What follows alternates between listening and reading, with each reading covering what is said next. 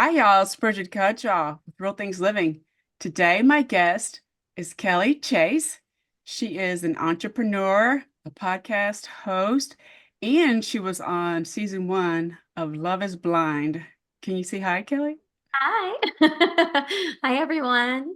I really appreciate you coming on. You have an amazing story and a background, and you totally understand how to overcome challenges because I'm sure my understanding is on the Love is Blind thing, it didn't quite work out afterwards, It did right? not.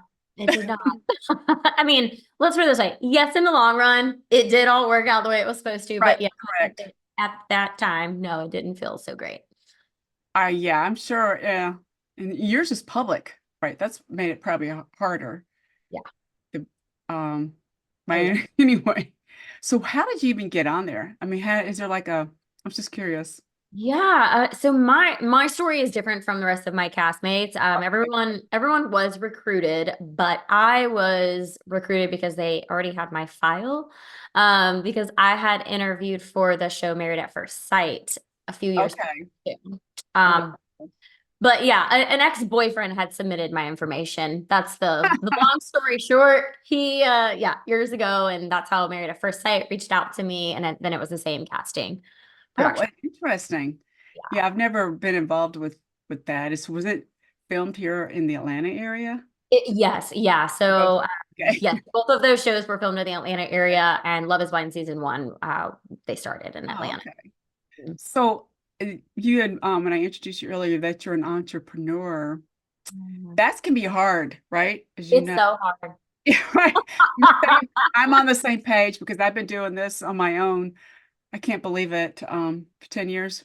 Oh, But wow. I did it through the last cancer treatment. But I Wow, think even though it's hard, it helps you, I don't know, gives me the right mindset it does. and then I don't know, it gave me some provided value to me that people Yeah. actually to work with me. Absolutely. Don't I understand completely that. agree. But yeah, it has so many ups and downs, but I didn't come from necessarily entrepreneurial parents. So I feel like I didn't I mean, yes, my parents are both very ambitious people, but there is a different, I guess, in the environments I have submerged myself in these last few years of being an entrepreneur, I feel like the mindset is different, and there's just a different like frequency around it, and it's almost like I do work a 9 to 5 job too, but it's very entrepreneurial. I'm an account executive, so I manage accounts, and that's like you're a business. You have to manage your own accounts and stay on top of your clients and build relationships and all of that. So it's very much similar to having your own business in that regard, but there's just so many. I think my ups and downs of my simple business entrepreneurial journey have been very high, very low, lots of challenges. Pursuing something, figuring it out that this actually doesn't feel that great. And so I stopped doing it. And then I'll pivot and go do something else. And I'll pivot and do something else. And to many that could feel like, wow, this isn't working. I'm failing. And whereas, yes, has that thought come across my mind? Sure. It does feel like, okay, I tried this. It didn't create the impact and income that I was really thought that it would. And so I'm just going to pivot. And part of that is me being inconsistent because it's not, you got to stick with something, obviously, for it to work. And I think some of that was me pivoting a little too soon, but altogether, I had a lot of resistance for the way that I was showing up in certain ways in my business. And now I'm focused more on like relaunching my podcast. I started a podcast about 2 years ago, 3 years ago, and I've taken a couple of breaks here and there, but now it's like, okay, I just want to put all of my energy there and not because I feel like also I was spreading myself very thin. And that doesn't help either because then you can't show up at all in any regard. But anyway, we are all guilty of that, of what you're talking about, especially when you're not sure what I'm sure you've heard about the term purpose and I should say blah blah blah, but Yeah, yeah. it's kind of how I see it, and you got to find your, I believe in finding your unique story, and that kind of helps set your, I'm sure you've heard about the branding and all that.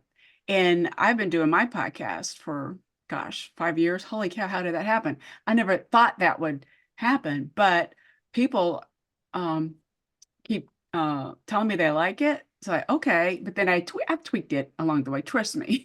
Yeah. I've had to tweak it a little bit, but it just connects you with other people, Mhm. and having the right mindset is critical in anything. And I'm pretty sure everybody understands who've tried to start their own business.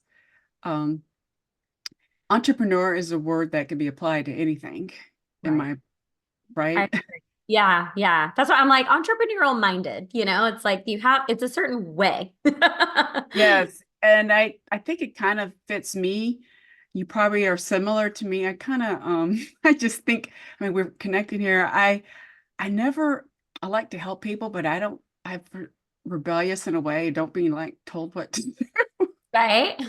I don't know why I'm that way, but that's just, I mean, that makes sense. I've worked in corporate, Yeah. right? And it's fine, Hmm. but I think I did better in the more of a client facing role, kind of like what you are doing, Right. because you have a little bit more openness or flexibility. Yes, yes. There's definitely a lot of flexibility. And again, it's with everything that we do, it goes back to communication and relationship building. Yes. A romantic relationship or a professional relationship, like anything you're doing is communicating properly. And if you goof up, then own it, take responsibility of it. And Yes. and then just provide, okay, well, here's a solution. This is what I can do, and to continue to foster that relationship and build it. And I think that was it too. I worked a couple of years ago. I've been in and out of corporate a few times now, but my prior role was in an office, and it was 9 to 5, 40 hours a week in the office. And I was just like, skin was crawling. I could not wait to get out because, again, I had had a touch of working for myself, working from wherever I wanted to. So the freedom, the flexibility of all that. And then I'm confined to a cubicle. And I was like, oh my God. But I had, some financial struggles, and I had to do what I had to do to make things better Right. for myself. So, but yes, this forward facing, client facing is just so much better. I mean, there are times like it's funny. I've, invited clients to lunch sometimes, and I'm thinking, okay, this will be like an hour and a half, and then we're sitting there for 3 hours. And I'm like, well, at least we're building a relationship. Right. That's really what it is. I think more women are having more, this is my opinion, helping input this and make it more uh, flexible. We need Yeah. to have that. I think that's probably why I should say I rebelled, but I kind Yeah. of did. I back in the day when I first started, before I had my sons, or maybe it was after my first son was born. I don't remember, but it's when the emails came out, right? And so, and I had to travel a lot. I'm like, why do I have to come in the office, right? But I have email. Right, We're right. like, you're right. But just little things like that. And we didn't have video back then. We didn't have, I think mobile phones weren't Mm, out yet. If they were gigantic and you had to have them in a right. suitcase. That's true. They were big. Right, they were. Yeah, I did lose one time. I forgot in a rental car, and they Oh, called. Thank God they called me, and so they mailed it back to me. that's good. But you're like traveling, but it's just, I don't know if you have to travel, but that could be a little with client-facing roles, you usually do have to travel. I was just curious. Yeah, yeah. For me, I have just a driving distance Well, territory. that can be hard though in the Atlanta area. Yes, yeah, yeah. Well, it's interesting too. I mean, technically my territory is generally where I live. So I mean, in Oh, the warmer months, I could walk to some of my accounts oh, if I that's really cool. wanted to, but yeah, otherwise it's in and out of parking decks and that kind of thing too. So it can be, and a lot of people, I think since COVID, um they have an office space, but they don't work at it. They work remote. And so they may just come, they may just have the office space in the event that they do need to meet clients. So like, Yeah, all it's right. just, yeah, it's just our in the future, I should say in the future. I think flexibility is still important, especially those that are parents, I just couldn't imagine. My kids, thank God, were adults or Mm, young adults at the time because the stress of what happened to people with COVID. yeah, And I'm sure that is pushing I'm just going on COVID because everybody has their own experience with it and how they dealt with it. And absolutely.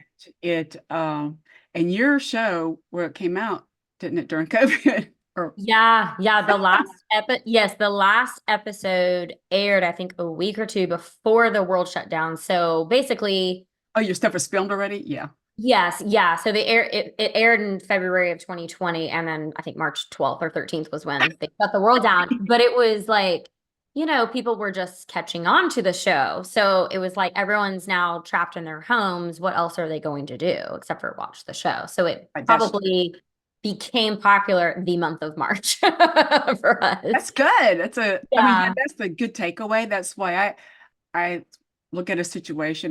You have to acknowledge the bad stuff, but Yeah. then I try to look at what good what's the good aspect, because that helps people get through things, at least Yes. for me. And I think it's just amazing how technology has amplified, it seems, Yeah. recently. I mean, it's always been around, but it's just faster and faster. And I think that's why people feel a little, I talk a lot about overwhelmed. I myself can feel overwhelmed sometimes with things Mhm. being thrown at me. I, Absolutely. and that's why you have to take it. My perspective is a little step at a time, Yeah.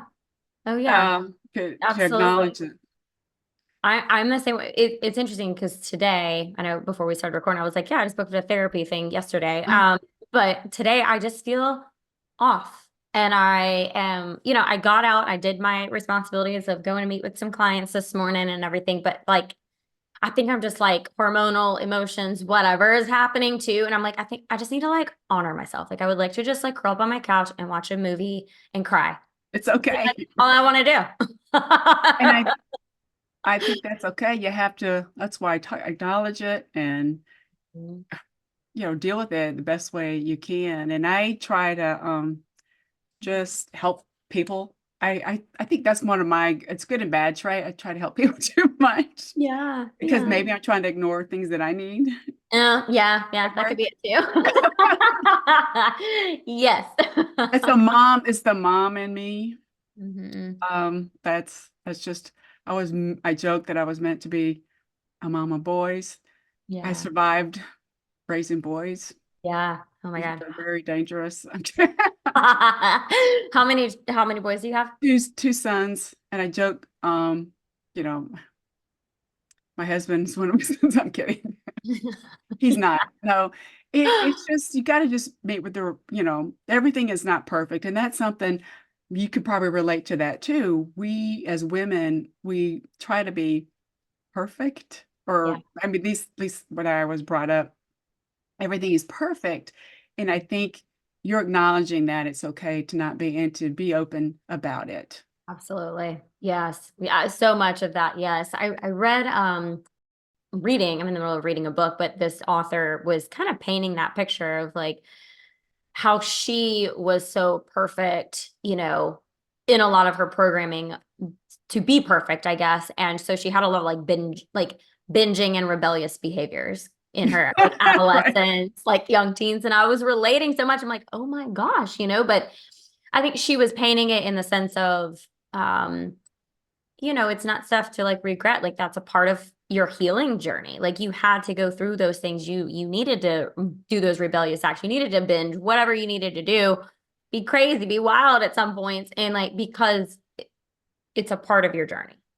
And you learn lessons from those things, Yes. heal from it. And I was like, okay, because I think a lot of us can have a tendency to, if we're not so prim and proper, we have a tendency to like shame and guilt ourselves around things. Mhm. And then that and those emotions are just stuffed inside of us and not helping us in any regard. So Right. it's like, okay, just having a different perspective of things and be like, all right, you're right.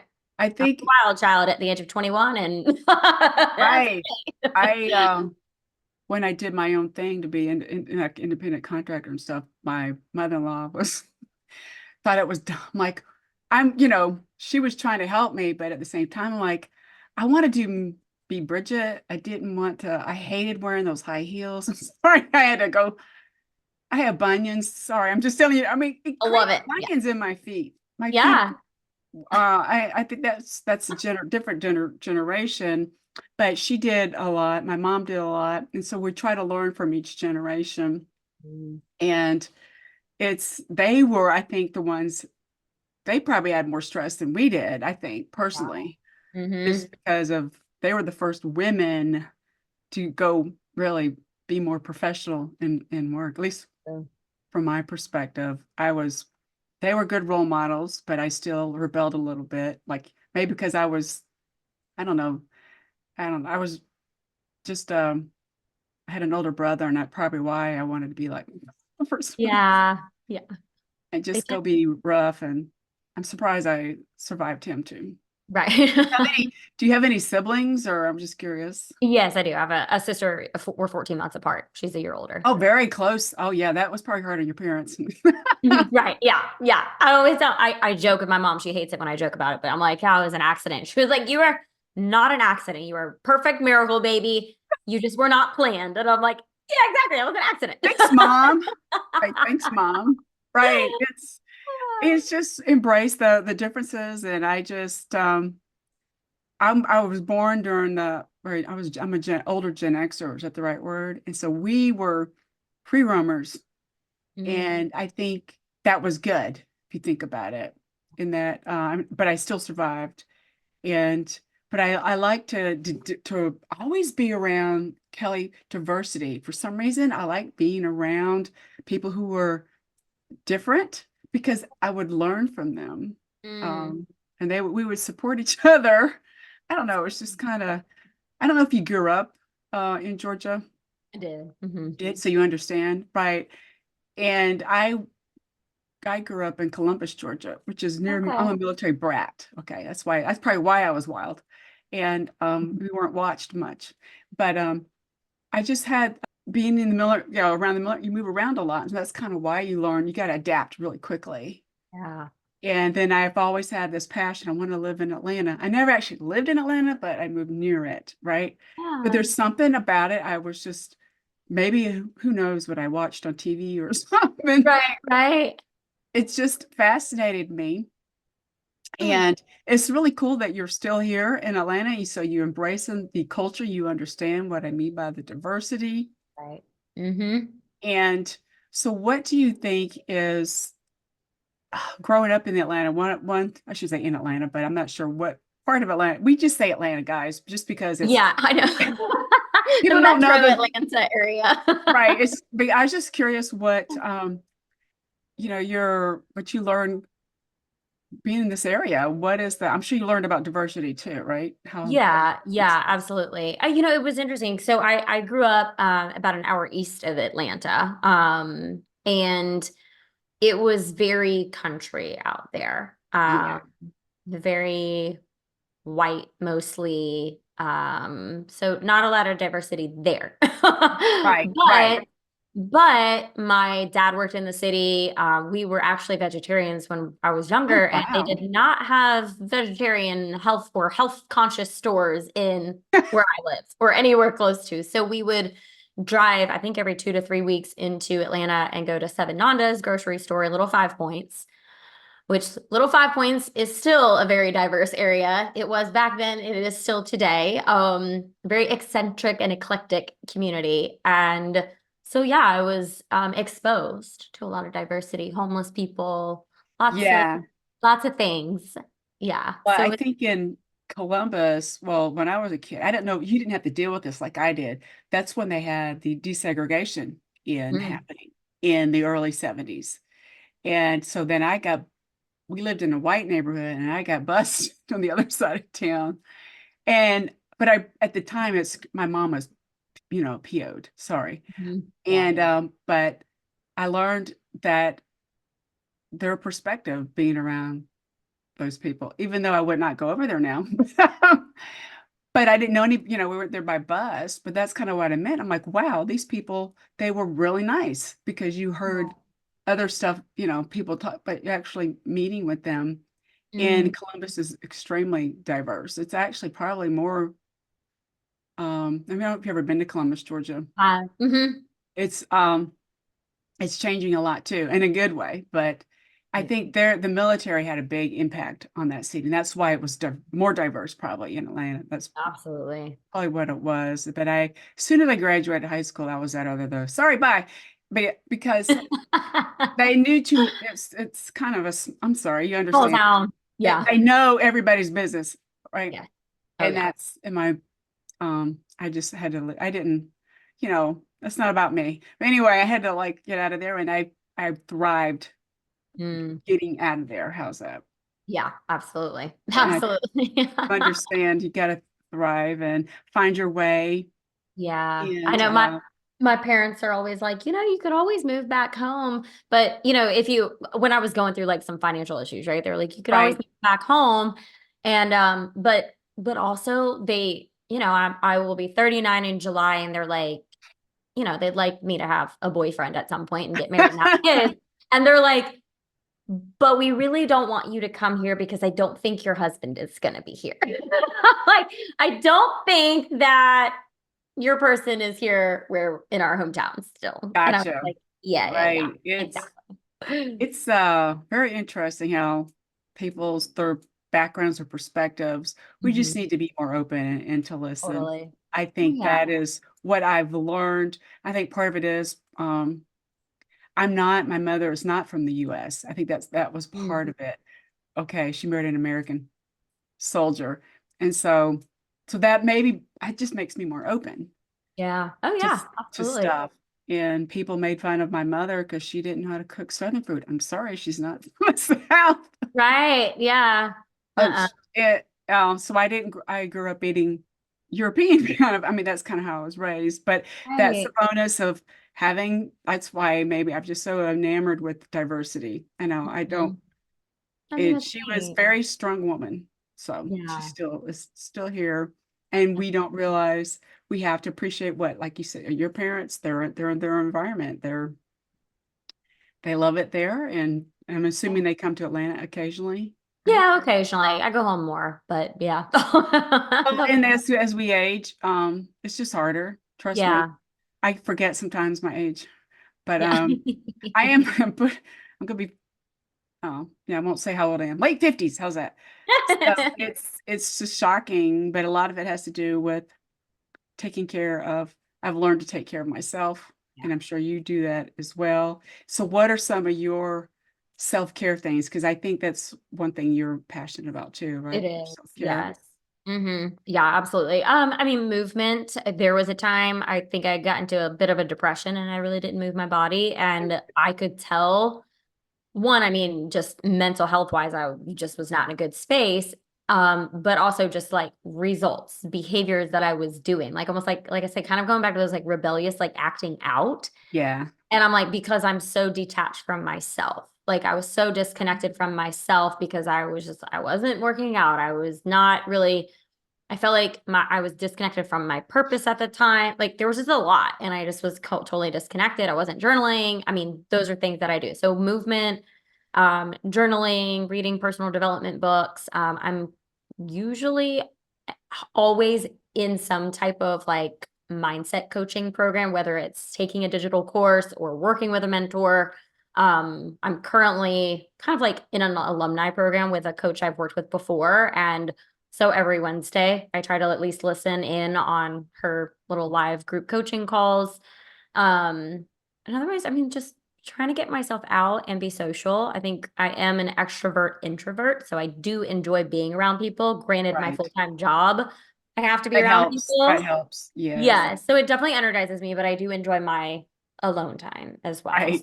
So, but I think even deeper, obviously these are things I don't do regularly, although they would probably help if I did, but like really deep breath work sessions that really tap you or like drop you into your emotional body. Those are very good healing techniques. And from time to time, I will do a breath work session because I'm like, I need to cry and I need to like get this stuff out of me. But that kind of thing, therapy, I want to say they're all like really good self-care practices that we could all utilize and do. And I like Or, what you're saying because you're acknowledging it, the importance of it, but you're also acknowledging that you're not perfect and it's okay. right. That's Exactly. really kind of what it circles back to that. It's okay. We know this stuff happens.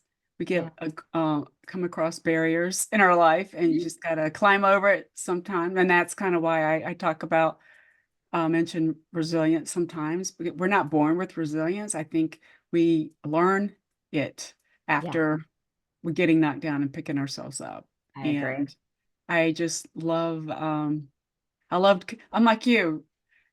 I love being around the energy, but soon then I need some alone time too. Mhm. My thing is being like looking at trees. I know that sounds, but I just like, okay, Yeah, it's it does. great. Looking at trees. It's just calming. Yeah, And um I love dogs. I don't know if you have any pets. I don't, but I like petting I like But petting other people's dogs. right. And they can be expensive, but the same they remind you what I've learned to be in the moment, quit focusing on what's in they will remind you to be in the moment and they sniff and stuff. Yeah, that's so true. And you're like, okay, all right, let's go look at that's kind of Yeah, a remind you of that. it's And it's just hmm. so cool I'm so glad people are talking about this more. Yeah. Oh It's yeah, how important absolutely. self-care is. It's not just for women, it's for guys. The guys that are listening, it's just as important Yeah, for yeah. them. And I think the technology, like I said, is affecting us in ways. I think there's good and bad I agree. to technology, and I try to use it only for the good. That's just me. Mm-hmm. Yes. Yeah, because you can And get sucked in a wormhole. oh yeah, I'm guilty of I joke that my avatar, Kelly, is a dog. I'm like, Yeah. Yeah. that's what tech does to me sometimes. And so I have to turn it off because I'm just intrigued by learning new things. I think Yeah. learning is something that a lot of people are wanting to do now. Learning is good for Yeah. you. It helps with your personal development, with your mindset Yeah, and absolutely. understanding how the different parts of the world is so cool. Hmm. I have one more question for you. You said you're going to restart your podcast. What is your podcast about? Yeah, so there I'm like, it's a lot. I feel I'm like just curious.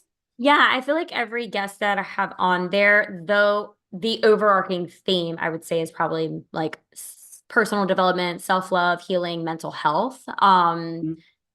Because I've had people from, entrepreneurs that have gone through extreme challenges in their life. So sharing their adversities and how they've overcome that to other reality TV stars on my show to talk about their challenges with the effect of the show that they have been on. So again, kind of going into the mental health aspect of things.